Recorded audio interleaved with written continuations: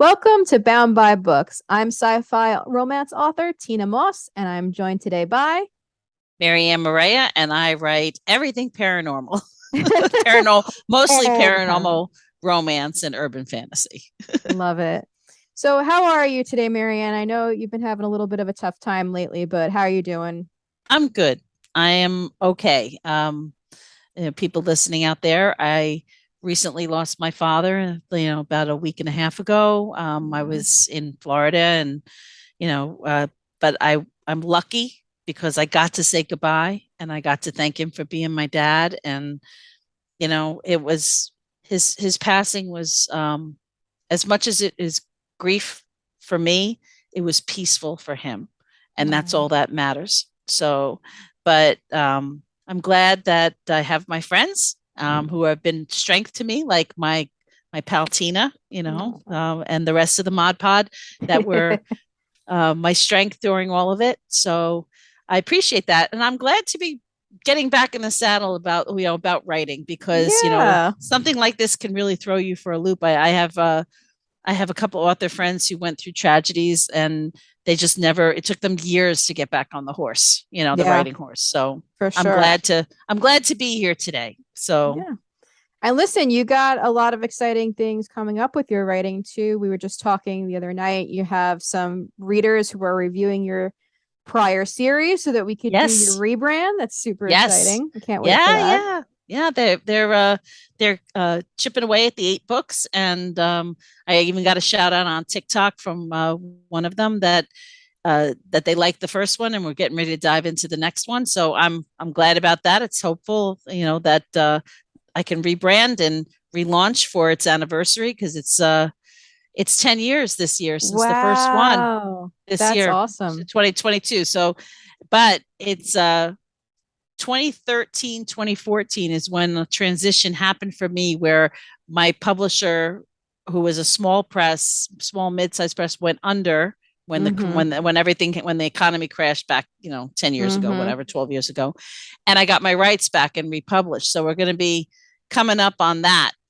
That's so awesome. which is nice for to have a relaunch and a rebrand and a reboot. Yeah, New. yeah, you need that, Yep. especially when, Yep. a series has been around that long. It's good to kind of look at things with fresh eyes and Yep.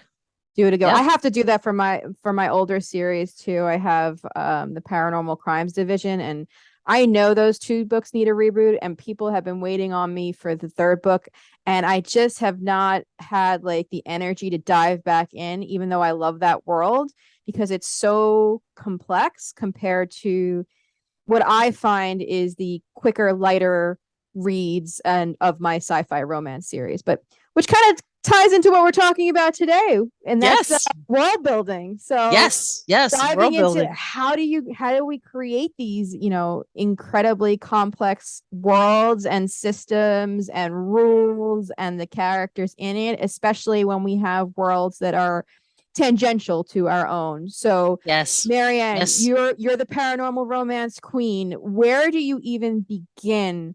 Like, let's say you're about to start a brand new series, a brand new world. Like, what's the first thing that you're doing in terms of world building? Well, I think it's the seminal idea. Mm. Whatever inspiration has sparked in your head, you need to write that down. Um, Perfect example is last year I wrote an 8,000 word short story, and it was for an anthology that was put out by 20 books to 50K, and it was a vampire mafia that I just had the idea to do it, and So fun. so the world that I put together there was sparked by a 500 word uh, submission that I had to put in to even be accepted Oh, that's for. cool. So I had to think of, what do I know about the mafia? Mm-hmm.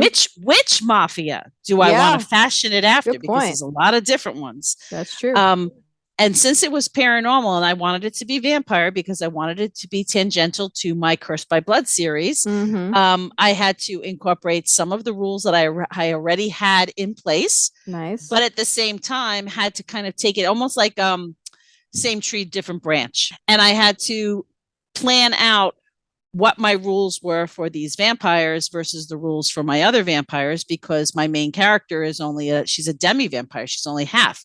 So what do I do with that? Right. How do I set them apart where they have certain things that are particular to being a demi vampire versus a full vampire? Like I have full vampires in What the are the Curse by Blood differences? series, right? What are the differences? And then there, of course, since it's a mafia, what are the rules of that? What's the hierarchy? And where are they? Like where I grew up and where and being of Italian descent, we always had Little Italy, not only in New York City, but we had Little Italy in the Bronx because I grew up in Yonkers, and I had to figure out how I wanted to do that and build from there. Right. So you kind of took like what you knew about, let's say, the Italian mafia in this circumstance, and then use that as almost like a template or a guide to build that part of the story along with your previous series and what you had established for the rules of vampirehood, let's say, to dictate what you could now do with this demi vampire. Yeah, because I mean, like author Celeste Barkley's she's got a mafia story, that a mafia series, but hers is Russian based. Very and different. There's completely. I mean, mine I'm familiar with because of my heritage is the Italian, so that's why write what you know or research the crap out of it is basically what you have to say. I'm a big proponent of research. I came from the academic world. I have a huge research background, so I am always doing research. And I've told the story on the podcast before that before I put ever like pen to paper, fingertips to the keyboard, my sci-fi romance series, I read, it was somewhere in the realm of 100 to 150 sci-fi romance books. Yeah. I really wanted to not only know like what reader expectations are, what the common tropes are, but how are authors building these worlds, essentially these universes, because it's sci-fi romance. So we're going out into space. And how does that work in terms of like different aliens, different types of cultural backgrounds, different planets? When you're doing sci-fi, it's one of the most fun times I've had as a writer, but also probably the most challenging in terms of world building because it's so vast. You're not just dealing with one culture on Earth or even, multicultures on Earth. You're literally dealing with the entire universe. And what laws do you set into place in terms of space travel, in terms of communication? What's the technology that each species has? What's the interactions? Is Earth open or closed? So there was a million questions that I had to answer before I ever really started building the story up. And not only that, but I still have more questions that come up because if I introduce, let's say, a new alien species into the mix, or they go off on an adventure and they encounter a new alien species, well, now there's a whole new set of rules and laws and cultural effects from that species. So right. And how do they contraindicate? Yeah. Or are they symbiotic? I use an Excel file for my series because I don't know, something about Excel just works for me. All the different tabs, I think just that's how my brain works, the multiple tabs on the screen. But my Excel file is so large at this point, and I'm only 3 books in. I'm afraid what's going to happen when I'm like, 20 books.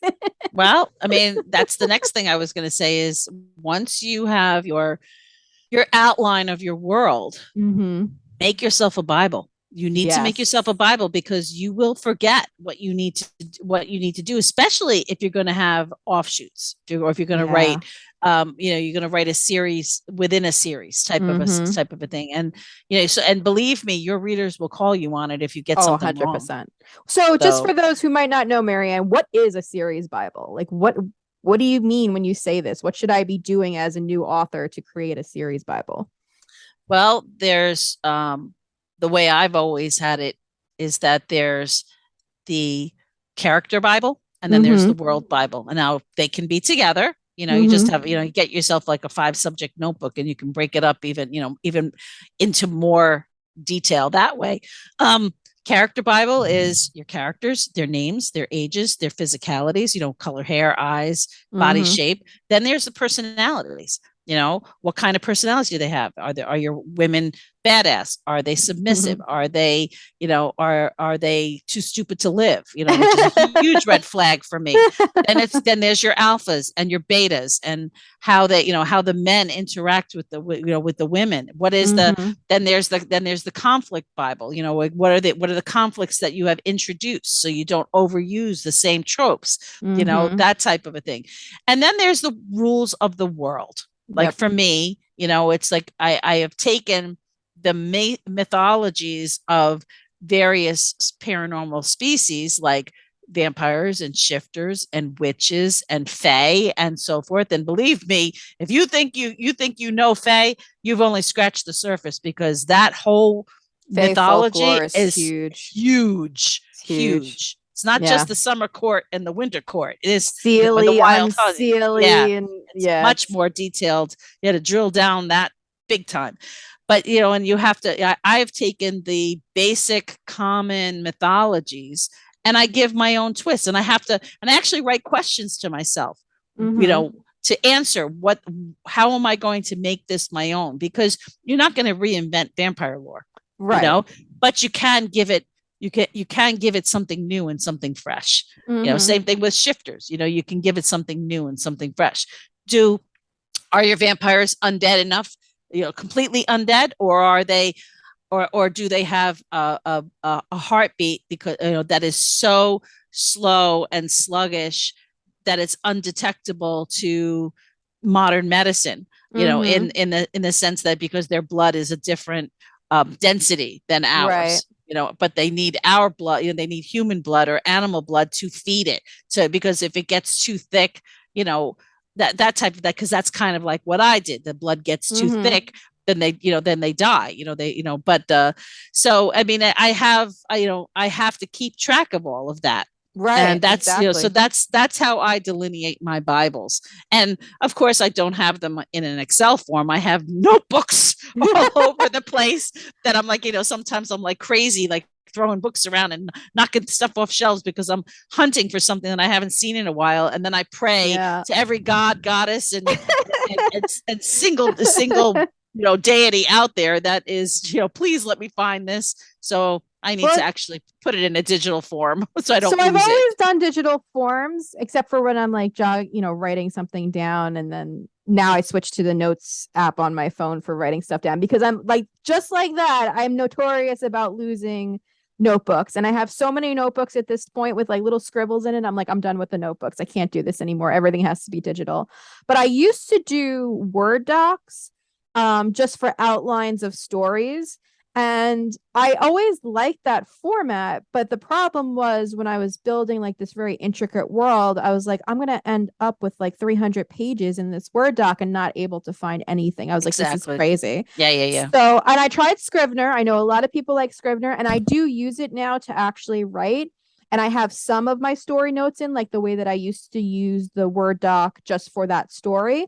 But for my big series Bible, I need Excel. Excel has been my go-to. Again, I think it's just the multiple tabs thing. Do it for my brain, because I'm so used to having them To, open all the to time. tell you the truth, I am liking the idea, because It works. I'm a little tired of hunting around for, because I have boxes in my basement where I've got, Yeah. my old story files. And if I decide I'm going to, resurrect or write a new book or a prequel, Mm-hmm. in the story, I'm going to have to go back and go through it. So it's like a ton of reading and searching to refamiliarize yourself with everything. Right. And I And feel like if you have tabs in the 5 subject notebook, Excel kind of works in a similar way, because for me, I have things like world words, right? Like what species uses which words, and like what are the common curses, because of course we're going to have those. Like they're not going to be out here throwing F bombs in space, right? They're going to have their own words.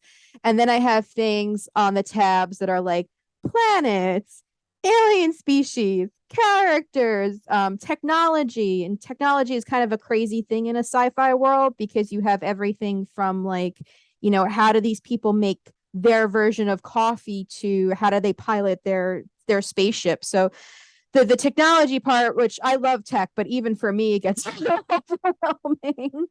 But I have to say, I am a fan of the Excel. So I highly recommend to anybody who's, not sure how to create that, it is kind of like a nice way to just have different tabs for different things. Yeah.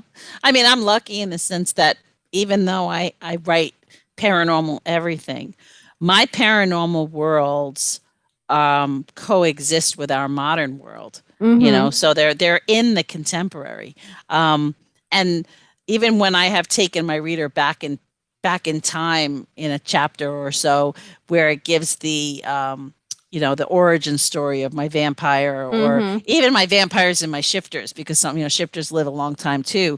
Sure. Um, it's still within the contemporary, but would have been in the contemporary in the 1700s, or the contemporary Mm-hmm. of the 1800s, or in one case a contemporary of 1100 AD, and Mm. it was or 10, like the First Crusade, which I think was like 1099 AD or something. Right. So it's like whatever the modern world was at the time, Mm-hmm. my paranormal world always coexisted, but Mirrors under that. under the radar, Got it. under the radar. So, But that's a you thing know, for historical romance or historical writers in general too, is the research level involved in the time period that you're writing about, oh right? yeah, Because yeah, you can't, there's a lot of things that we have in the modern world that obviously they didn't have, whatever time period you're writing about. And you got to make sure that you're not using something like, for example, just a pen and paper, right? You just have somebody writing something down in your book and the pen and paper wasn't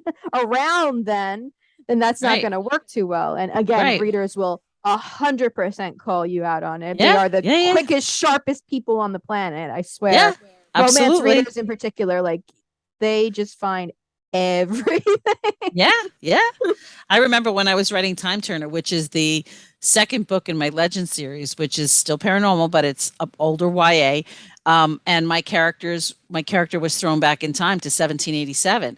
I had to research everything. Mm-hmm. If there's a scene in the kitchen, what the kitchen looked like, whether or not they had actual pots and pans. Yep. How they cooked, whether it was over one of those giant fireplaces with the pot hook that swings back and forth, in above the flame.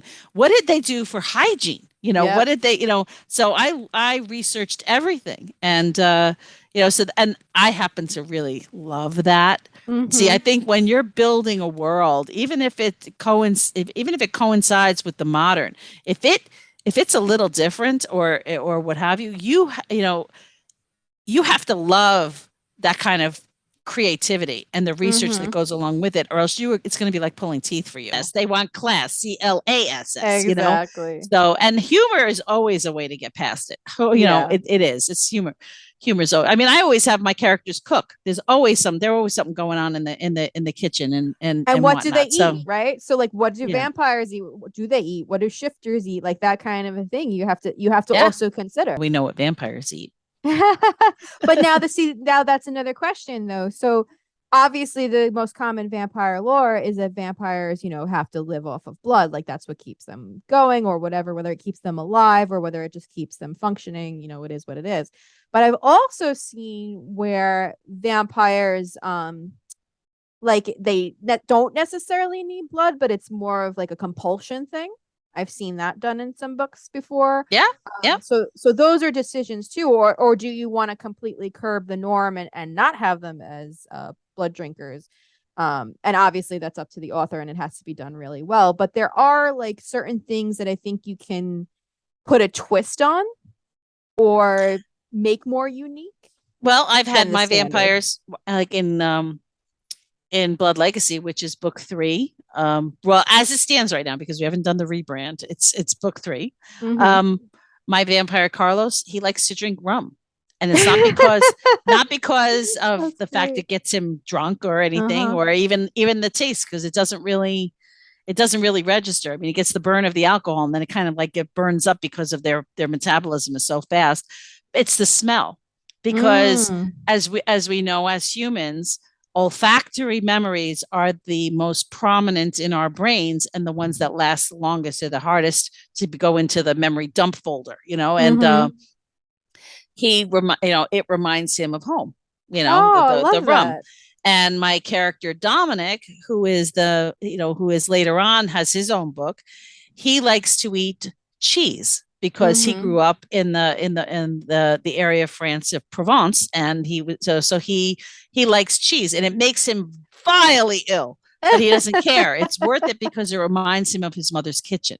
You know, Aw, so that's I mean great that, details. so these are things that I have added in because I want to build. I think when it comes to world building, there's the external world and the rules Mm-hmm. that you build, but I think it's the rules that you put together, like for you, Those for your internal. species and so forth, Mm-hmm. that if you give each one a little tweak and make it personal, it adds to character depth. And I think Mm-hmm. that's what you aim for, is character depth and character likability and character relatability. It's Right. important. It's important. And that's all part of world building, you Yeah, know, absolutely. you One of know? the things that was really important for me to do was from this point writing onward, I wanted to have a way to connect my series no matter what I was writing about.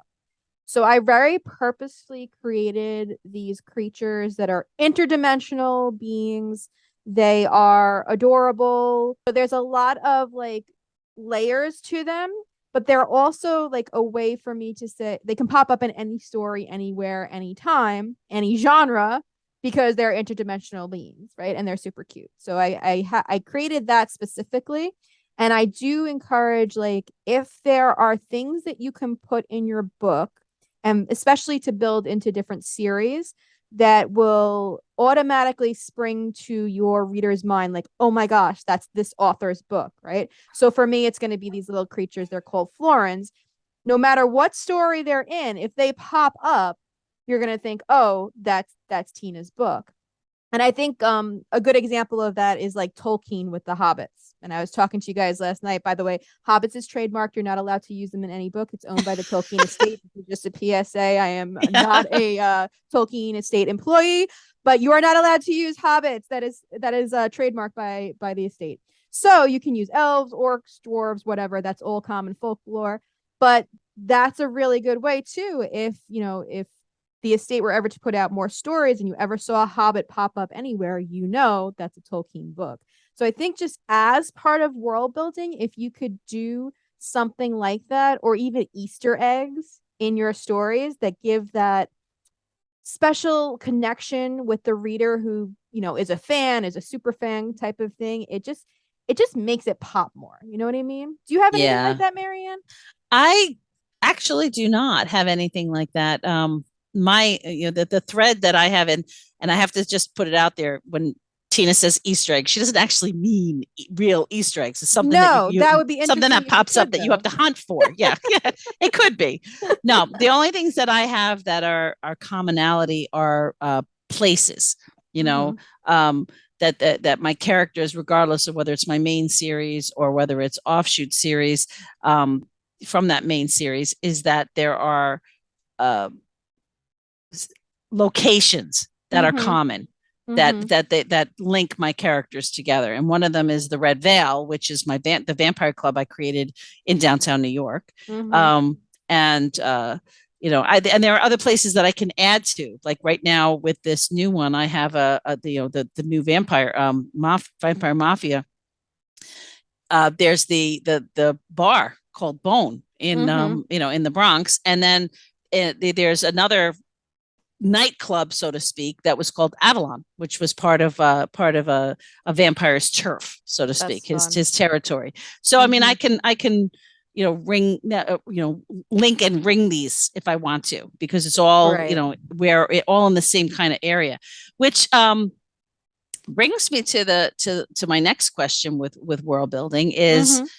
if you're writing something that is parallel to Mm-hmm. or coexisting with our modern world, is it better to use existing places, like existing streets, existing towns, existing locales, or Mm-hmm. is it better to make them up so that you don't have to worry about anybody coming back to you and saying that's not how that is, that Yeah. type of a thing? I mean, I'm of the latter persuasion. I like to use the modern world as a template, but not the exact. So I can't remember. I the paranormal crimes division, the first book, Code Black, is set in Phoenix. And I had never been to Phoenix, but I was all over the maps at the time, looking at like every single location, making sure that I had things right. But then I would change it. I would change like the names or the numbers, or I changed the airport name, because I didn't want it. I wanted you to, if you knew the area, you could probably identify it, but not so specifically. I didn't want it to be like, oh, I'm going to go to, 34th Street and I'm going to see this, right? Like The for Empire example, State Building. The Empire State exactly. Building at Well, 34th not in Street. Phoenix, but yes. Yeah. But that kind of a thing. Like I wanted you, if you were familiar with the area, they'd be like, oh, I kind of know what that is, but not so specific and exact that you'd be standing on the, exact corner where I set my gruesome murder type of thing in the book. I don't want to offend anybody living in that neighborhood. So I kind of take that approach. But I've seen people do the opposite, where they do take the exact kind of coordinates essentially of a location. What do you do, especially because I know you're setting them very much in the real world? Yeah, I mean, I have in the past, I have every location that I have used has been real. Mm-hmm. It's been a place that I have been. That was always Mm-hmm. something that was kind of it was a rule of mine that I wasn't going to write about something unless I had been there. Even if Mm-hmm. it was 30 years ago, I had still been there. So it's coming from a place of memory and authenticity. Mm-hmm. Um, but lately, I have created places, and I found it easier to create places. Like when I wrote the second book of the There Goes My Midlife Crisis series, and it was Where'd You Get That Keeper, which is book two. Book one is Jeepers Reapers. The second one is Where'd You Get That Keeper. I was having them take, it was taking place, and I needed like a coastal bluff. And I Mm-hmm. was looking up places and so forth. And I thought to myself, you know what? I'm just going to make up my own, because it was in Mm-hmm. Massachusetts, and I didn't want to, I didn't want to make it, because my series takes place in Salem. So there's the places that are in Salem Mm-hmm. were correct. And well, that's the other thing, is when I wrote for the Magic and Mayhem series, Robin Peterman, that takes place in Salem. I'm getting confused. Doesn't that happen a lot when you have so many books out that you get your plot lines and your things confused? Yep. Anyway, I needed a bluff, and I just created one Mm-hmm. rather than trying to find something new. And it was a little easier, because then I didn't have to worry about whether I was correct or not. You know what I mean? Right. I had to just make sure that I was true to my world, as Right. opposed to the existing world. But it's a lot of fun, though, when Mm-hmm. readers of mine have gone to places in my Cursed by Blood series, or they've gone to places in my Red Veil Diaries, and they have said, "Oh my God, I was on Jane Street and I was trying to count to see which one of these old brick apartment buildings belonged to Lily," and that, Oh, So I mean, it that's was a lot of cute. it's a lot of fun when you get feedback like that. So Yeah. I think I probably am a fan of doing it both ways, but I have to Mm-hmm. say, creating your own is It's easier. easier. It's It's true. easier. The only thing with creating your own is that you then have to kind of like, again, add to your series Bible of like, okay, I use this location and this was what it looked like in case you want to go back to it. I find myself with a lot of different locations in my series Yeah. Bible, and Yeah. it can get overwhelming. Yep. Um, so, what do you think? What's the best advice that you would give to a newer author just starting their world building as far as like encountering pitfalls? Like, what's the common, things that they might come across when creating their world that they should look out for? Um, Make sure that you write it all down is the first Mm-hmm. thing, so that you don't forget it. Regardless. Think it through, Mm-hmm. because you may think, oh, this is going to work great for this book, but if you're planning it to be a series, actually think it through. Extrapolate out how this same world and these same rules might work 5 books in, Right. and whether or not it's elastic enough to be able to stretch through Yep. over the course of 5 books. The other thing I would be very much aware of is that you didn't subliminally copy somebody else's world. Mm-hmm. I mean, in the paranormal world, there are only so many ideas in terms of taking from mythology that you're going to give your own twist. So people say that worlds are, or ideas are, they're never 100% pristine and fresh, Sure. so, but you have to make sure that your world doesn't mirror somebody else's in a way that could get you into trouble later on in terms of plagiarism. Right. Right. You So never want to be so close that you're essentially writing a fan fiction of that person's work. You want to right, make I sure mean, that your thoughts are original. Yeah. right, right, Good advice. yep, Yeah. I'd agree. And I would say also, like you said, you don't want to ever paint yourself into the corner where like, oh my God, I've set these rules so strict and now I can't like escape them. I can't have a character do XYZ because I've established these rules that says that that character can't. So just make sure that there's enough flexibility in there. An example I'll give is in my books, it's a fated mates is the trope. So the the hero will usually be able to identify his fated mate, the heroine, by hearing her name. That's something that just has kind of like natural. I didn't plan that. That's kind of something that's naturally happened, but I wanted to make sure that that wasn't the only way, right? That wasn't like the right, strictest way that it could happen because then every single book I write, it wouldn't be until they heard her name that they would know this. So that would really, pin me down as to what I could do in the stories. So I made it so that like that's a way for it to happen, but it is not the only way for it to happen. right, So, right. and that's just an example, one of many that you want to make sure that again you have enough flexibility in your rules and your world building so that you're not being so strict in it. Well, that's one of the benefits of writing sci-fi fantasy or paranormal anything, is Mm-hmm. that because the worlds kind of exist outside of the parameters of our five senses and Mm-hmm. our gravity, and living in a 3D world where you can only, you're limited Mm-hmm. as to what you can and can't do. I mean, people can't fly, that type of Right, a thing. exactly. But you have, so you can always write in something that fixes a problem later on. Mm-hmm. You can write an explanation for it, but it's not as good as if it's something you followed through because you were aware, you made sure to keep yourself on your toes. Like a perfect example is in the book 2 of Blood Legacy. I have one of the vampires tell my main character Trina, that vampires can procreate. That was Mm-hmm. one of the rules of my world, is that my vampires, it's very, very rare, and I made sure to tell, to say that it's But it could extremely happen. rare, but it could happen, because you don't want later on, and all of a sudden now you have this vampire baby, and people are like, wait a minute, you Yeah, never where'd mentioned this that come was from? popular. Yeah, so you have to That's make smart. sure that it's something that, even though it's, highly improbable, it could happen. So it just leaves Mm-hmm. you have to leave yourself breadcrumbs, to Yeah. follow.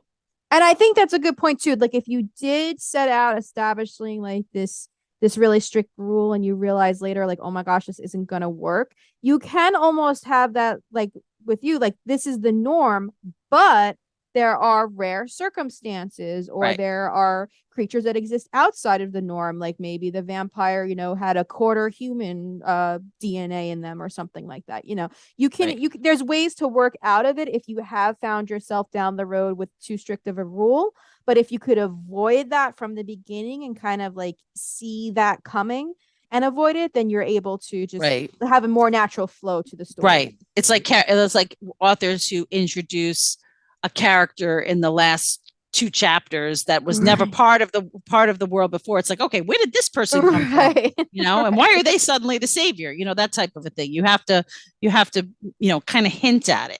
Yeah, like bring that So in a little earlier. And you can always go yeah, back into your story and add those breadcrumbs in. But I do think it's much harder to do that than if you would have started from the beginning to add it in. correct. So, Correct. Lots of balls in the air when you're world building and character building, and everything's related. And keeping those balls in the air sometimes, it can get clunky. Yeah. and so no one is going to come after you and say, oh my God, turn in your author card, you made this mistake. No one is going to do that. Everybody, people, in fact, anything, the authors, myself, and I know Tina will commiserate you. You'll be like, oh my God, I did Yep. that too. So Been there, done that. yeah, you're in good company, because we've all made little, we've all had brain burps where it's For like, oh sure. my God, how do I write myself out of this corner, is basically a question that gets asked a lot. Yeah. And I would just say, to end off with, the world building can feel very overwhelming, right? Because you're essentially creating something out of nothing, an entire planet, universe, world, whatever.